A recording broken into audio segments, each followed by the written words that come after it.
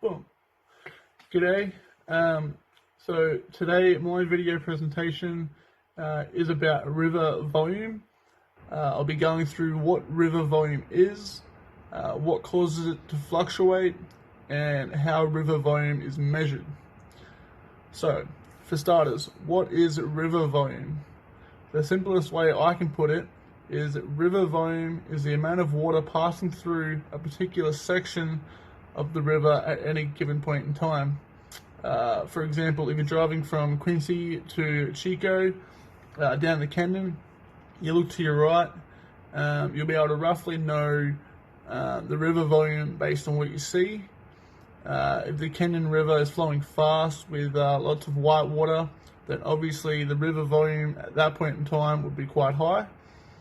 If the river was moving slowly, the water was mostly clear, and the water levels itself looked reasonably low, then obviously at that time the river volume would be quite small. So what causes the fluctuation in river volume? There are several factors that can contribute to the different river volume levels. The width and the depth of the river are the first two main ones. For example, if you have two rivers side by side, both are flowing at the same speed, then obviously the wider and the deeper river is going to have more water flowing through it than the smaller river at that one time. Other factors that contribute to water fluctuation include snowmelt, depending on where you live. It depends on rainfall further upriver, and of course other smaller rivers and creeks that connect into the river that you're on.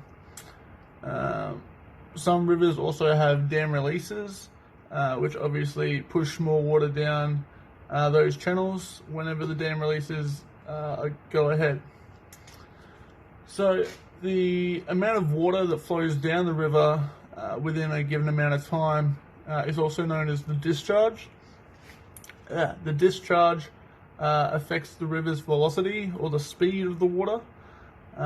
As the volume of the water increases through the smaller streams connecting runoff spots, rainfall, etc., then the river's velocity will increase, which will then increase the river's volume. Cool. Still with me? So, how is the volume measured? The most common method used by the United States Geological Survey Agency, otherwise known as the USGS, for measuring velocity is with a current meter. The depth of the water is also measured at each point that the current meters are placed.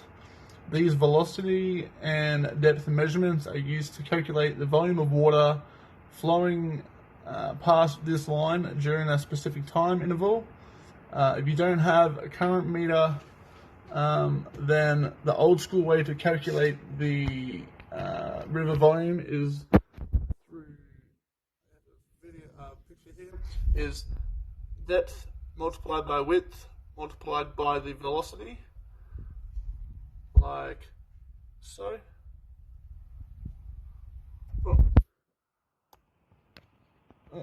So